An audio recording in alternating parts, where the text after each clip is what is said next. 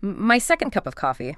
I am officially buzzing today. Good morning, good afternoon, or good evening, whatever time zone you're in right now.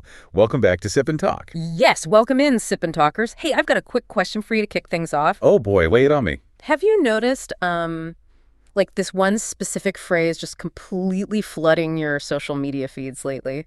Like everywhere you look. Are you talking about the whole, don't provoke China and there won't be war thing? Yes, exactly that. I mean, lately with the whole legislative battle over the military defense budget, it is inescapable. Oh, absolutely. And for everyone listening, just to ground us in today's context, it is May 23, 2026. And the tension isn't just online anymore. It is officially spilled out onto the streets. Yeah, we just saw those massive street protests, right? Thousands of citizens marching, just, completely rallying against the block on defense spending. The atmosphere out there was, frankly, really intense. It was electric and deeply polarized. I mean, you had one side out there holding up signs saying, without a shield, there is no peace. Mm-hmm. But then you open up your phone and there's this tidal wave of counter commentary.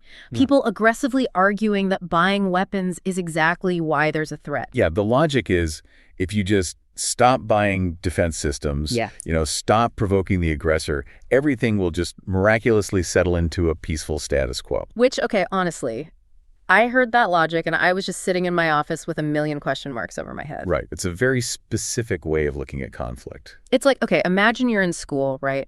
And there's this massive, completely jacked school bully just staring you down in the hallway. Terrifying. Exactly.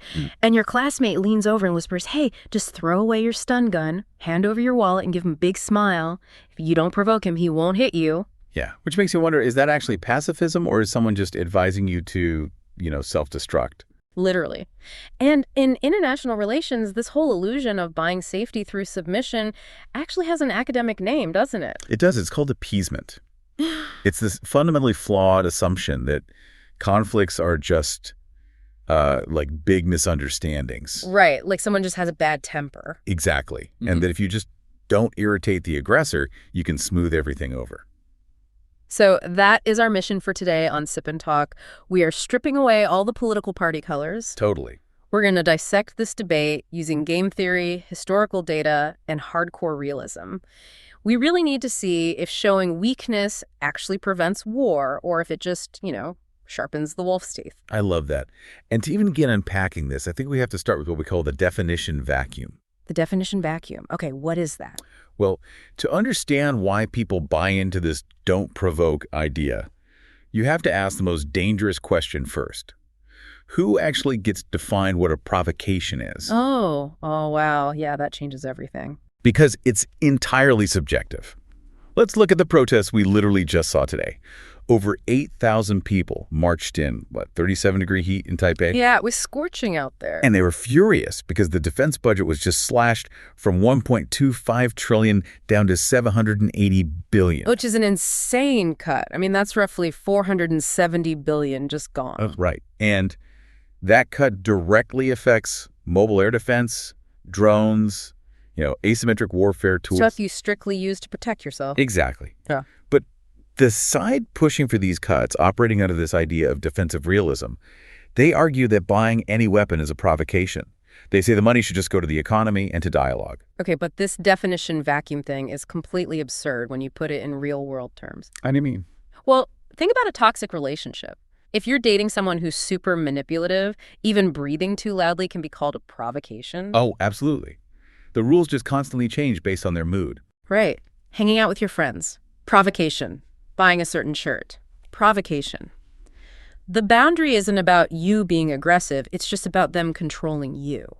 That's a perfect analogy. So in geopolitics, is merely existing as a sovereign entity what they call a provocation? That is the core paradox here.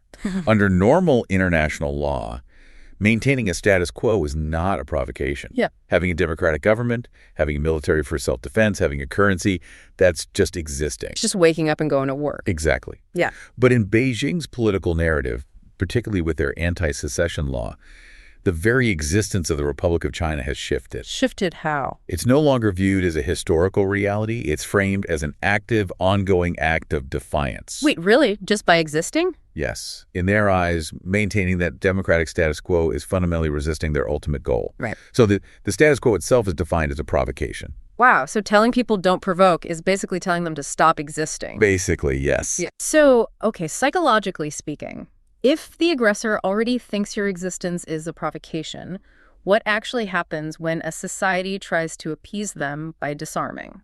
It's essentially the psychology of feeding the wolf. You throw it some meat, hoping it becomes a vegetarian. Which never works out for the person throwing the meat. Never. Because appeasement actually creates a monster in 3 distinct steps. The first step is what we call salami slicing. Salami slicing, like taking little pieces. Exactly. It's testing the boundary. So let's go back to your playground bully. The bully steals an eraser off your desk or bumps your shoulder in the hallway. And you just do nothing because you want to keep the peace. You're like, whatever, it's just an erasure. Right. You don't want to start a fight over an eraser, but that reaction or lack of reaction triggers step 2, zero-cost confirmation. Oh, that sounds bad. It is. It's pure psychological conditioning. The bully realizes they can extract value from you, an eraser, your lunch money, whatever, without any physical risk or pain to themselves. Ah, so they just learn that picking on you is literally free. Precisely. And that leads directly to step 3, total invasion. Because you've proven that the cost is 0, their greed just exponentially expands. Right, because why would they stop? They wouldn't. They demand your wallet, your backpack, and eventually they resort to violence anyway because their appetite has grown so much. Okay, I hear you. But let me play devil's advocate here for a second. Go for it. Because I know a lot of people are thinking, but isn't peaceful dialogue always better than a military standoff? Like, shouldn't we exhaust all communication and diplomacy before we start buying drones? It's a fair question, but it fundamentally misunderstands the order of operations for peace. The order of operations? Yeah, dialogue only actually works if there's an effective deterrent. Think about the Cold War mutually assured destruction. A bully doesn't sit at the negotiation table because they found inner peace. Right, they aren't suddenly meditating and wanting to talk about their feelings. Well, they sit down because they look across the table and see holding a very heavy, very solid wooden bat. Oh, I like that. The bat makes them talk. Exactly. Without a credible defense, it's not a negotiation. You're just showing up to take dictation on your own surrender. Okay, so the psychology makes total sense on a playground level, but how does this hold up on the global historical stage? Like, what are the actual historical receipts of disarmament? The historical data is incredibly grim, actually. Appeasing an aggressor has failed disastrously almost every time it's been tried. Give me some examples. Where do we see this? The textbook example is the 1938 Munich Agreement. Britain and France gave Hitler the Sudetenland. Right. They thought giving him a piece of Czechoslovakia would satisfy him, so they didn't provoke him further. Exactly. They thought they were securing peace in our time, but it just accelerated World War II. Because they gave him the ultimate zero-cost confirmation. Yes. And the domino effect continued. Look at Poland in 1939. Poland was under immense pressure from their allies to avoid anything that looked like a provocation. Wait, didn't they actually delay their own military mobilization because of that? They did. They actively delayed mobilizing their troops to avoid upsetting Nazi Germany. So they tried to be as non-threatening as possible. Did it work? Not at all. They were invaded anyway. Germany literally staged a fake provocation, the Gleiwitz incident, dressing up SS operatives in Polish uniforms to attack a German radio station. Wow. So if the aggressor wants to attack, they will literally just invent a reason. Precisely. And we don't even have to look back to the 30s. Look at Ukraine in 2022. Oh, right. Because back in 1994, Ukraine actually had the world's 3rd largest nuclear arsenal. They did. But they gave it all up. They voluntarily surrendered their ultimate deterrent for written peace guarantees and promises of sovereignty. They traded the heavy wooden bat for a piece of paper. They tried incredibly hard not to provoke Putin, and yet they still faced a full-scale invasion. It's just devastating. And you see similar structural loops in the Middle East, too, like with Israel and Palestine, right? Absolutely. It's a complex loop where both sides view the other's mere existence and their daily actions as an existential provocation. So telling either side, hey, just don't provoke, is completely useless advice. Completely. It ignores the reality on the ground. Okay, so this brings up a really piercing question for me.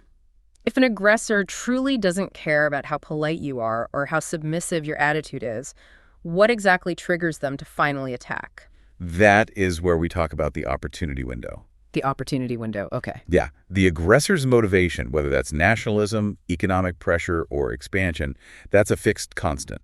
It's always there in the background. Okay. The only variable is the opportunity. When a target nation slashes its defense budget, or when allies show hesitation, the calculated cost of an invasion drops to zero. And when the cost drops, the window opens. Exactly. That drop in cost is the trigger. Wow.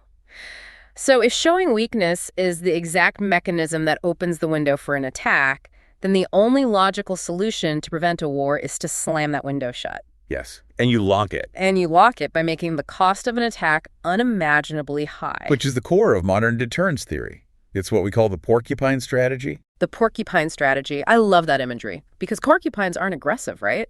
They don't hunt. Exactly. But you really don't want to bite one. The goal here isn't to win a traditional drawn-out war of attrition against a massive superpower. Right. Matching a giant economy tank for tank is impossible. You'd go bankrupt. But you don't have to.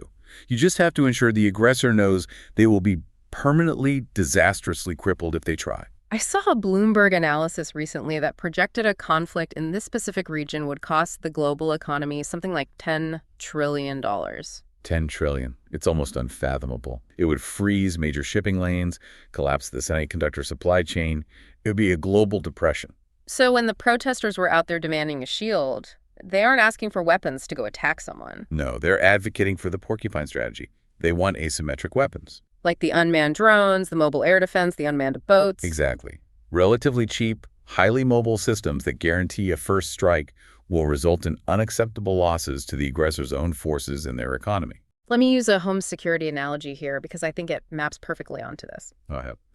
If I buy a thick, solid steel door for my house and I install a high-decibel alarm system and cameras, that is not a provocation to a neighborhood burglar. Of course not. You're not standing on your lawn with a megaphone challenging them to a fight. Right. I'm just making my house incredibly loud, costly, and painful to break into. You're changing the risk calculation. Exactly. The burglar walks by, sees the reinforced door, and decides to keep walking to an easier target. You don't prevent a break-in by leaving your front door wide open and disabling the alarm. You really don't. And that's the tragic irony of the appeasement argument.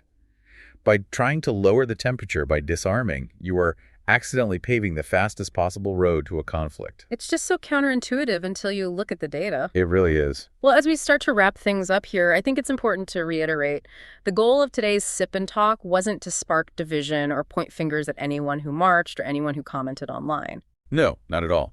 Everyone's desire for peace is totally genuine. But history just ruthlessly proves that peace is never begged for on your knees. It's secured by having a shield thick enough to make the aggressor realize the price is simply too high. Which is exactly why we're seeing countries like Japan right now on a serious path of self-strengthening. They see the reality. Yeah, they're not taking any chances. And, today's episode wasn't about giving you a standard textbook answer or labeling anyone. We really just want to pop those comforting political pink bubbles. The pink bubbles that sound great online but fail in reality. Exactly. So that you, our Sip and Talkers, can think independently and view global geopolitics through a lens of stark realism. Because at the end of the day, society's choices are only resilient when everyone is wide awake. Absolutely. And hey, if you're listening and you have different thoughts, or if you've got your own historical data you want to debate us with, write in. Yes. Hit us up in the comments and let us know what future topics you want us to tackle next. International news, AI, some deep philosophical stuff, whatever you want, let us know. We love reading your suggestions. And real quick before we go, we have to give a shout out to our old friend Mickey's YouTube channel, Mickey to Life. Oh, yes. I saw he just posted a new travel vlog in Berlin. Yeah, and you guys have to watch it. Apparently, some crazy thing happened to him on the street where he was basically forced to make a donation. Wait, what? Forced to make a donation? Oh, I'm definitely pulling that up the second we log off here. It's wild. Check out Mickey to Life on YouTube. Well, Sip and Talkers, thank you so much for hanging out and having coffee with us today. Sip and Talk, see you next time. Bye-bye. Sip and Talk, see you next time. Bye-bye.